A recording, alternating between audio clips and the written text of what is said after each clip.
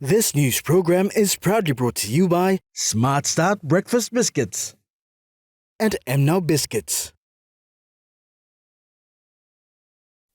$33.3 million kina outstanding to tertiary institutions. Government to continue tuition fee-free policy. And families urged to remove bodies from crowded morgue.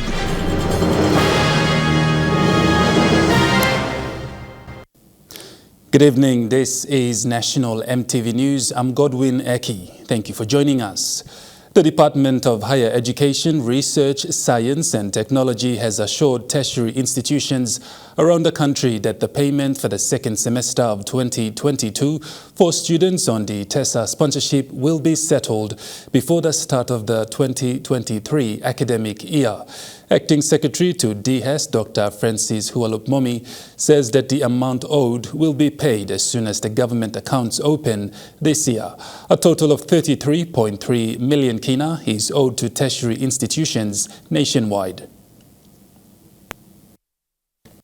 In response to a notice from Divine Word University notifying students who were on TESA sponsorship from last year of the non-payment of funds for the second semester from the EST.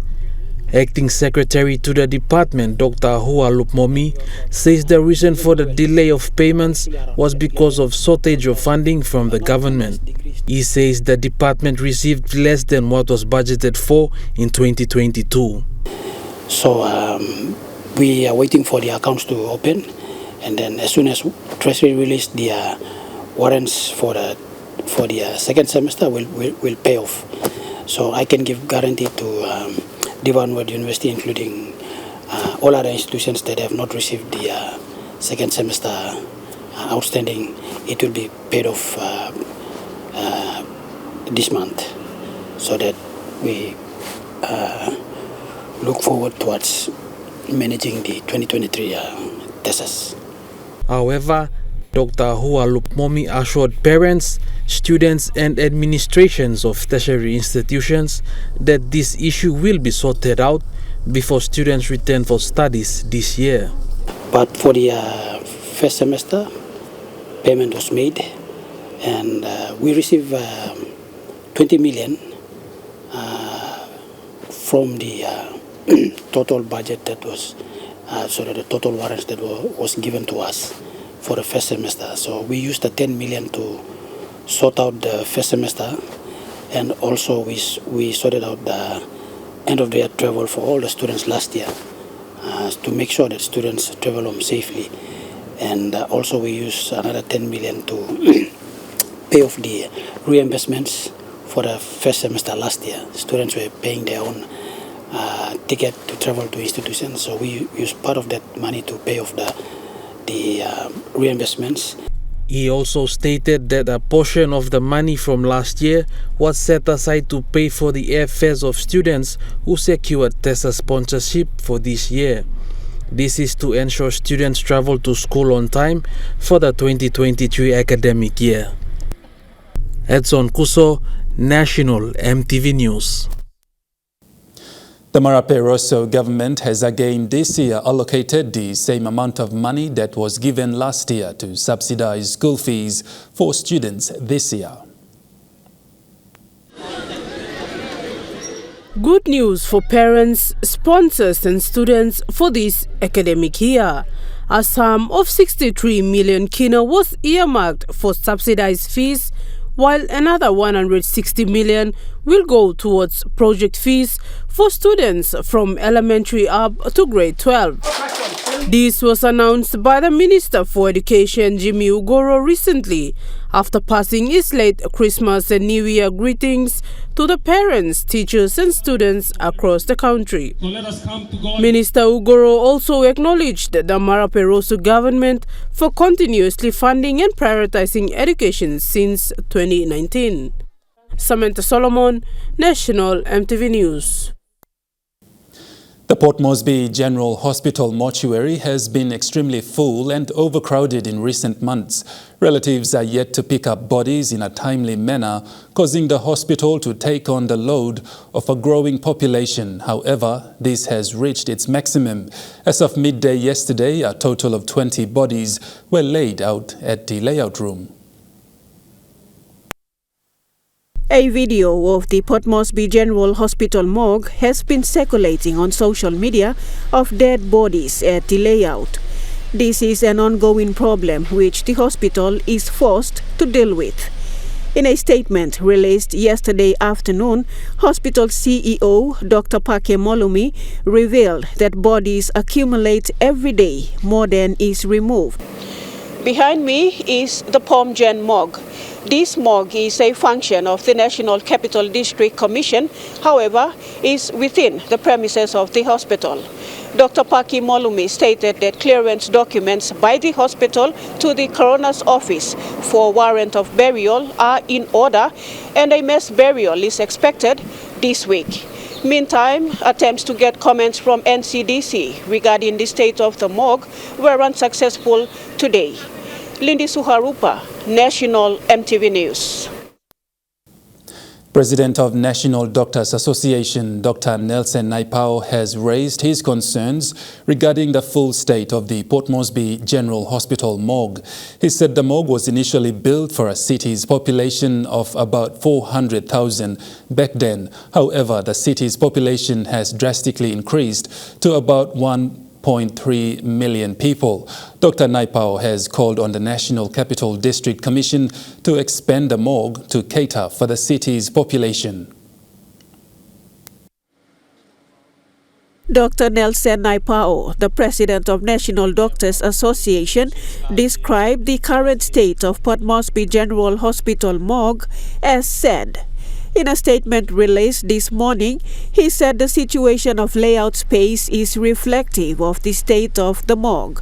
The full morgue revealed that relatives of the deceased are yet to claim their loved ones' remains, leading to overcrowding. Dr. Naipao explained that the Port Moresby General Hospital catered for about 200,000 people when it was initially built during colonial administration. In the 1990s, when part extension was done, the hospital catered for up to 400,000 people. Up to now, the hospital is forced to cater for more than 1.3 million people in NCD in spite of NCD health services, private health services, and military health services provided. Dr. Naipao alluded that relatives are not burying the dead, hence space is a big problem as bodies pile up in the morgue. He said this may also reveal the socio-economic problems our country is faced with.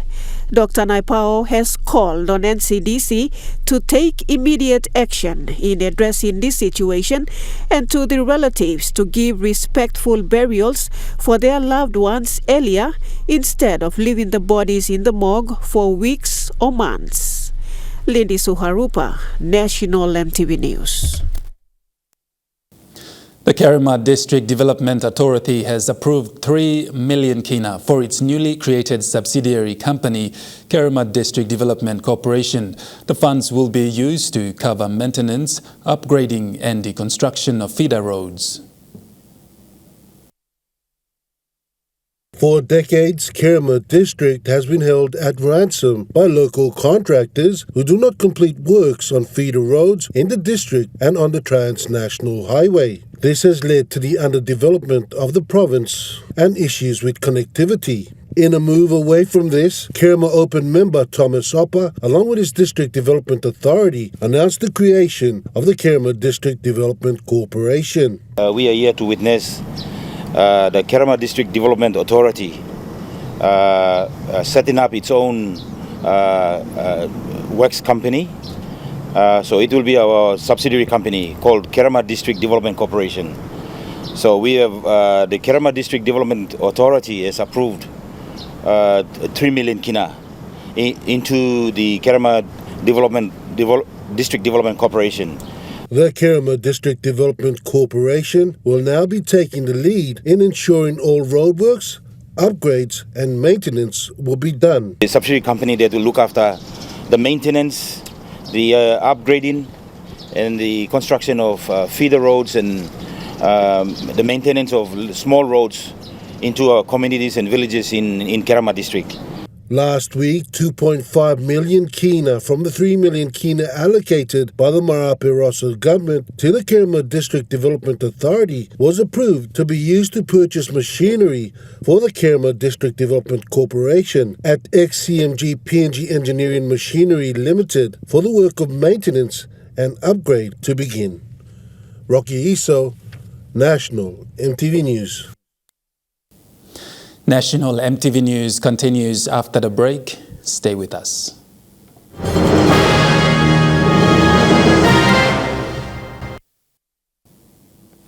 Welcome back to National EMTV News. Residents and surrounding communities in the Eastern Highlands province were praised for a safe and peaceful Christmas and New Year celebrations. Provincial Police Commander Superintendent Michael Welly has praised the citizens there for their cooperation. Festive period in the Eastern Highlands province was peaceful all throughout. According to Provincial Police Commander Michael Welly, compared to previous years, 2022 operations was generally quiet with no major incidents or deaths reported. Police manpower in the province was boosted by reservists and auxiliary policemen, resulting in a more safe and peaceful festive season in the provincial capital, Goroka.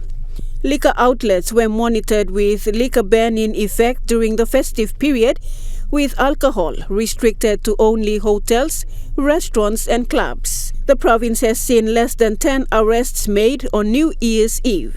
Superintendent Welly commended his men and women for a job well done and look forward to maintain law and order going forward in the Eastern Highlands province. PPC Welly also thanked Goroka MP Aya Tambua for logistics support to police and business houses who supported the police festive operations. Lindy Suharupa, National EMTV News. Port Moresby General Hospital has recorded a total of 40 babies delivered over the New Year period. Of the 40, 25 were male and 15 were female. A set of twins was also delivered on the New Year's Day. The number of boys born during the festive season exceeded the number of girls. It is believed that Port Moresby General Hospital Labour Ward has the highest number of babies born on New Year's Day.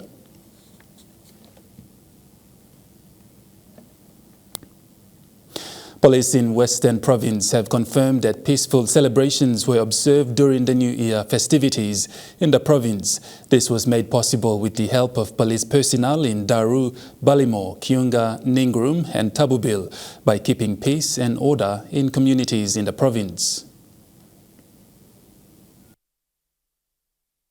According to the Provincial Police Commander for North Flight Command, Onea Afeke, peaceful celebrations were observed within the district. He says police in main centers like Tabubil, Ningrum and Kiunga have been carrying out their operations in ensuring that public safety is maintained. PPC Afeke told EMTV News today that all residents had maintained peace and peaceful celebrations took place. EMTV News has also confirmed with Kiunga District Hospital that no major emergency cases were reported at the hospital. Despite minor alcohol and homebrew related fights seen in respective settlements and villages in Western Province, people maintain peace and harmony.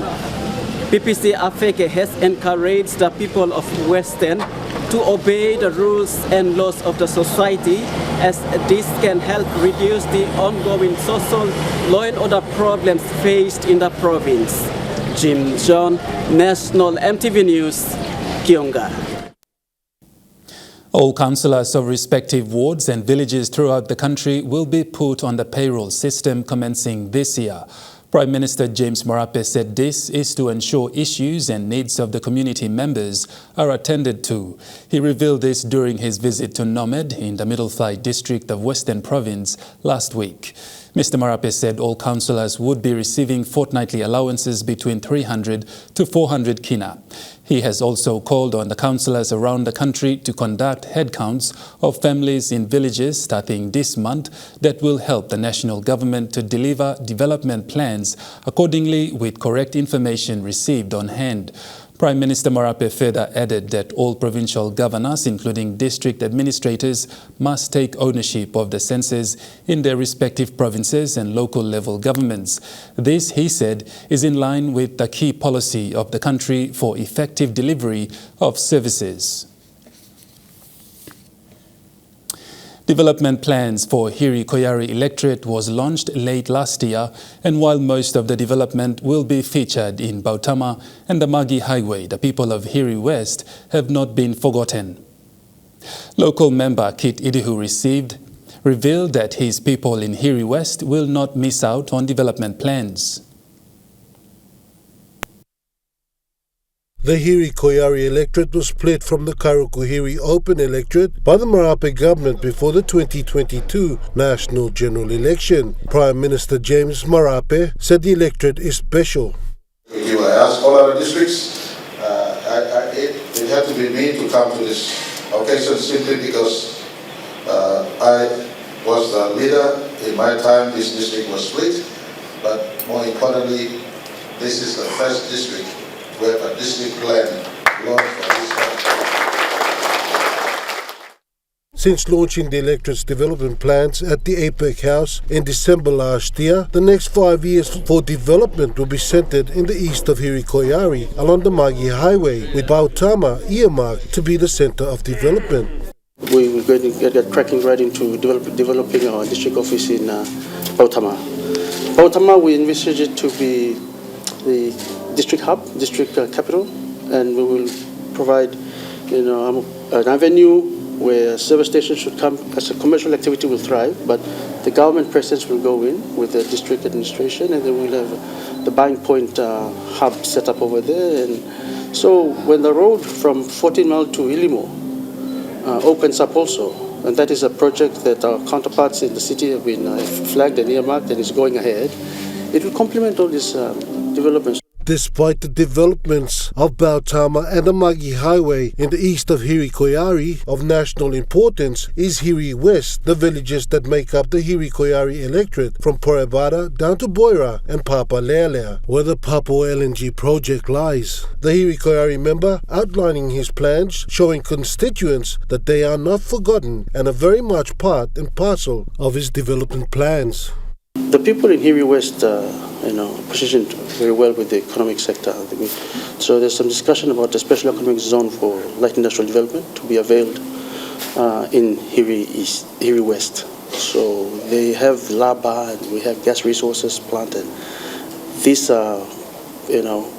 infrastructure is already providing the mechanics for further development. We've discussed this with proposal with the Minister for Trade and International Trade to consider SEZ for industrial development and also agriculture development.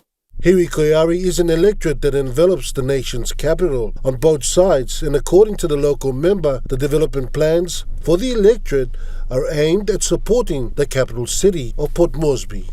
Rocky Iso, National EMTV News. And now looking at the Nest Fund market report, the kina closed unchanged at $0.2840 US in the interbank market. At Bank South Pacific, your kina was buying $0.2765 US, $0.4035 Australian dollars, $0.2518 euro, 35.69 Japanese yen. Looking at commodity prices at New York closed, gold is trading higher, coffee closed lower, cocoa closed higher, copra closed lower, palm oil closed lower, crude oil trading higher, and copper closed lower. On the stock market, the Dow Jones closed lower, the ASX 200 is trading lower, and the All Ordinaries are trading lower. National EMTV News continues after the break. Stay with us.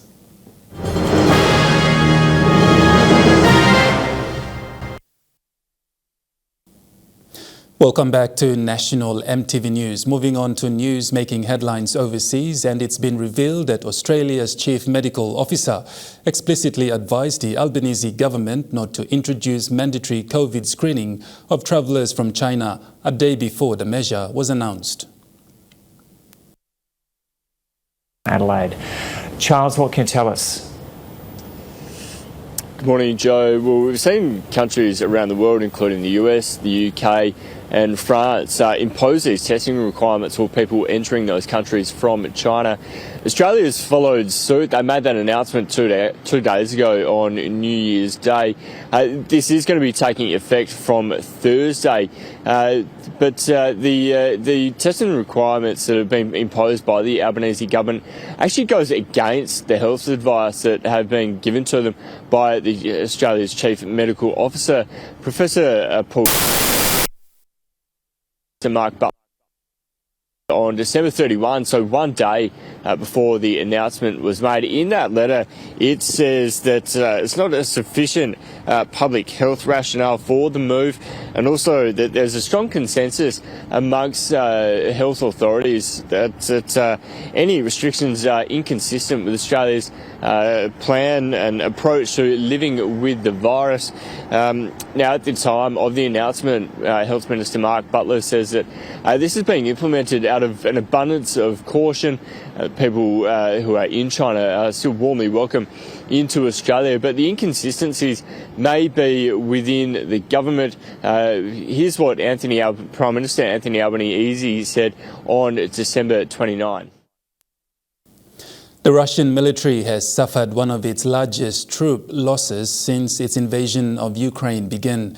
The Kremlin says 63 of its servicemen were killed in the New Year's Eve missile attack on a Russian base. In a town in eastern Ukraine, rubble and many questions. This used to be a school, apparently turned into a base for Russian soldiers. At around midnight on New Year's Eve, Ukraine struck. How many were killed remains unclear. In Moscow, the army claimed the attack was carried out with rockets supplied by the Americans. But there was also a rare admission of casualties. As a result of the strike by 4 rockets with high explosive warheads against the temporary deployment point, 63 Russian servicemen were killed. In Russia, military bloggers were furious. They accused the army of failing to hide its troops and of housing them near ammunition stores. One report said the use of mobile phones by soldiers allowed the building to be located. And here in Kyiv, there were more conflicting reports. First, the military claimed that 400 Russian troops had been killed, but now it says the number is still being investigated. Eastern Ukraine has seen some of the fiercest battles in recent weeks. The latest Ukrainian attack could be one of the deadliest on Russian forces since the start of the war. Thousands of people have begun paying their respects to the former Pope Benedict XVI, who died on the weekend. His body is now lying in state in St. Peter's Basilica and the Vatican ahead of his funeral on Thursday.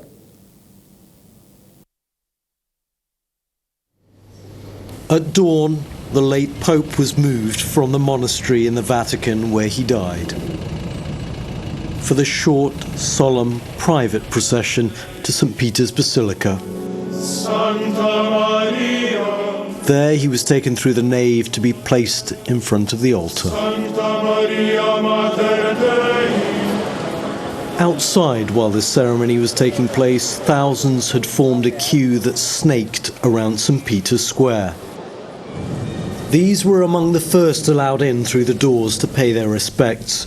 In just the first 5 hours, Vatican police say 40,000 people filed past Benedict XVI, and they came from all over the Catholic world. it's just one of those once-in-a-lifetime moments where you kind of feel quite more and more emotional as you get closer to viewing, the Pope's body and realise the impact that he's had, I guess, on everybody. So there was a kind of a sombre mood as the walk progressed. What was that moment like for you when you were paying respect? That moment I feel so honoured because Pope Benedict was a servant of God. We honour him. We follow his example. There's been much discussion about the failings of Pope Benedict, particularly in dealing with abuse perpetrators. But those here today were focused on paying tribute to a man they felt was a great theologian and who dedicated his life to the Church. National EMTV News continues after the break with Trukai Sports. Stay with us.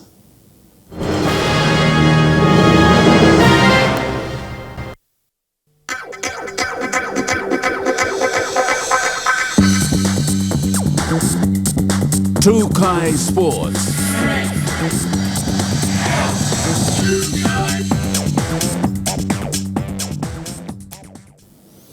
Welcome to Trukai Sports. In 2022, Basketball PNG was able to achieve some of its goals, which includes attending 3 international tournaments to finish the year with positive results.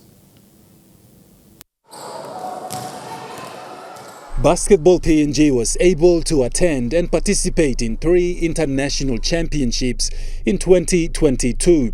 These tournaments includes the 3x3 Asia Championships, where Basketball PNG was able to send 6 of its athletes, 3 men and 3 women's team, to the Melanesian Cup Championships in Singapore.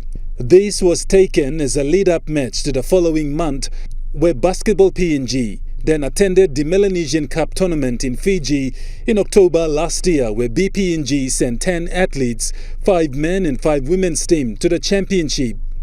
Basketball PNG was also able to prepare its under-15 boys and girls, where the teams were sent to Guam for the under-15 FIBA Oceania Championships in November last year.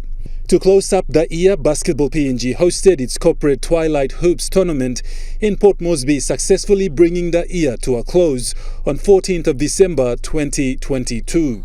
In 2023, Basketball PNG has the following events to look forward to, which includes the 2023 Pacific Games in Solomon Islands, FIBA Under-17 Oceania Championships, where PNG will play host, the Corporate Hoops 3x3 and 5x5, promoting healthy lifestyle, followed by board meetings with affiliated clubs and other partners. NCD Governors' Cup tournament has been put on hold to give ample time to tournament officials to tally up scores in order to identify top 2 teams from each of the pools before they can continue with the tournament. Since the completion of the normal round of the NCD Governors' Cup in the nation's capital, the tournament has been put on hold in order to give ample time to tournament officials of each of the 4 venues to add up the total tally.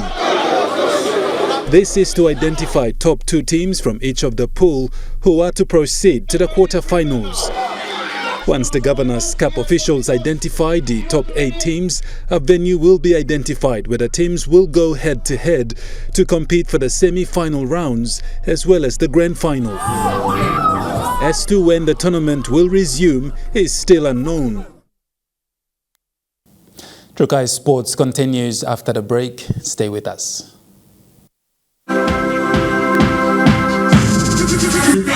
Trukai Sports. You're watching Trukai Sports. To overseas sports now, the Pink Test starts tomorrow in Sydney, but we still don't know the Australian lineup as Australian captain Pat Cummins has not revealed the side yet. The interesting question Pat Cummins was asked was whether he knew what the final 11 was, but he is not going to say anything until the final toss. What did you make of that? No, he's keeping his cards very close up his sleeve. So Australia's won the series against South Africa. Now it's just a question of can they have a whitewash and win 3-0, and the possibility to potentially prepare a little bit as well for the upcoming tour against India. So do they want to play 2 spinners, or will they go with the possibility of unleashing Lance Morris? So it's a scenario the Australian selectors haven't had to deal with too often often. The fact that they've got a couple of injuries, Mitchell Stark is out and Cameron Green as well. The upside for an Australian point of view is that they've had South Africa comfortably beaten when it comes to the batting front. But yeah, Pat Cummins has his 11, but he wouldn't tell us today who it was. 2023, doing things a bit differently. No, we're settled on our 11, but we're just going to let everyone know. Make sure all the players know first, and we'll probably announce it tomorrow at the toss. Alex Demiano notched up the biggest win of his career last night when he defeated the former world number 1 Rafael Nadal. On Ken Rosewall Arena against none other than the 22-time Grand Slam champion, the greatest of all time if you're just counting slams, Rafael Nadal, the biggest win of Alex de Minaur's career. He's always talked about how much he loves playing for his country. Now, this was a dead rubber, but I'm tipping that Alex de Minaur doesn't know the meaning of a dead rubber. The guy just can't put in anything but 120% effort. He's a legend who loves playing on this court. Have a listen, Dan, to what he had to say after that win. Look, honestly, whenever I get a chance to play for Australia, I'm a true believer in there being no greater honour than representing your country. So every time there's an opportunity, I'll put my hand up, and I love doing it. I love playing for Australia, and I'll keep doing it with a smile on my face. Thousands of fans have queued for hours outside the stadium in Brazil to pay tribute to football legend Pelé. Pelé's coffin has been placed at the centre of the pitch at Vila Belmiro Stadium. This is the home ground of the Santos Football Club, where Pelé spent much of his career and really first became a household name. There were fireworks in the skies above the city of Santos as the coffin arrived in the early hours of the morning, and there were already at that stage people who had gathered hoping for their opportunity to pay their respects, and they've been doing so all day. Thousands of people queuing outside that stadium, eventually making their way in, walking by large floral wreaths that have been placed in the stands before moving past Pelé's open casket. This is expected to last for around 24 hours before his coffin is moved through the streets of Santos ahead of a private burial. But before that, and earlier today, among those people in the crowd at this stadium was FIFA's president, Gianni Infantino. He paid tribute to the football legend and also argued that every country now should name a stadium in honour of Pelé. That ends True Kai Sports. The Money Plus weather report is next. Stay with us. True Kai Sports.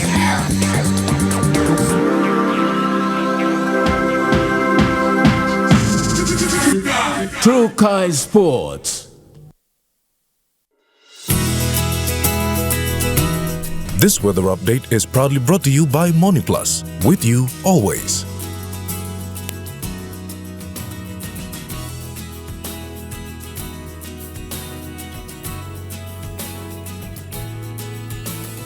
Weather forecast for the next 24 hours. Southern region. Port Moresby, cloudy and fine. Daru, windy and showers. Kerma, brief showers. Alatau, few showers. And Popondetta, showers and thunderstorm. In the Momase region, fine and cloudy periods for Ley. Medang, showers and thunderstorm. Wewak, showers and thunderstorm. Vanimo, cloudy with showers. In the New Guinea Islands region, Lorengau and Kavian, cloudy and showers. Kokopo, Rabaul and showers. And thunderstorm, Buka, cloudy periods. In the Highlands region, Mount Hagen, showers and thunderstorm. Goroka, Kundiawa, Mendi and Wabeg, cloudy with few showers.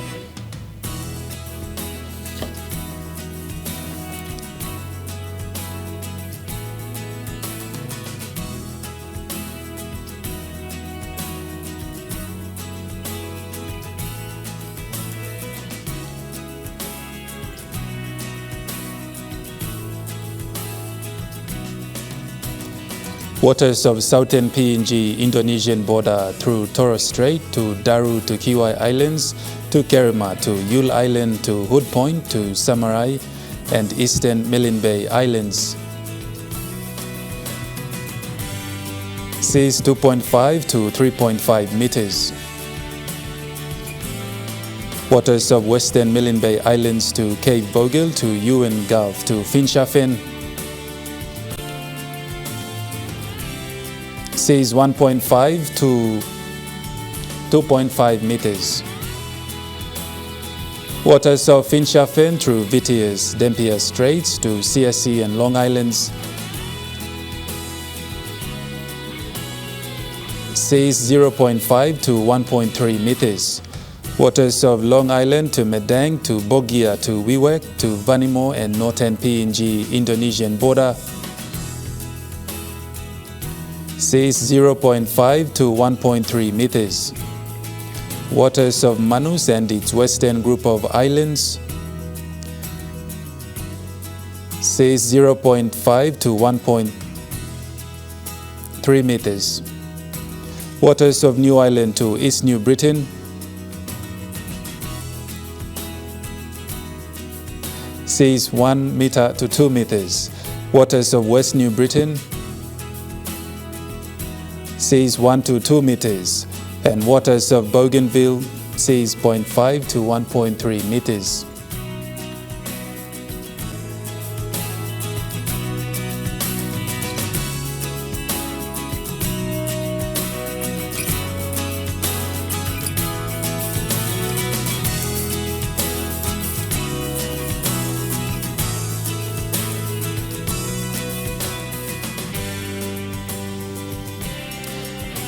Ocean forecast, coral seas, seas rough to west to northwest winds of 25 to 34 knots. Solomon Seas, seas slight to moderate northwest winds of 15 to 25 knots. Bismarck Seas, seas rather rough to rough northwest winds of 10 to 20 knots. And Pacific Ocean seas slight to moderate northwest winds of 10 to 20 knots.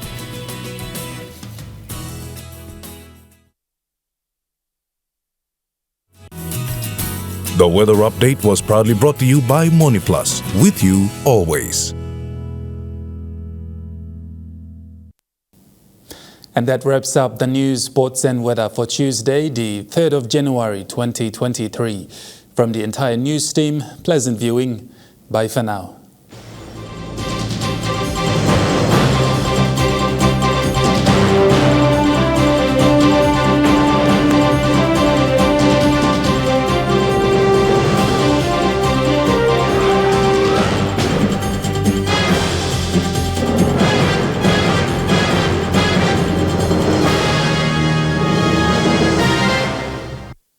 This news program was proudly brought to you by Smart Start Breakfast Biscuits and Gold Nuggets.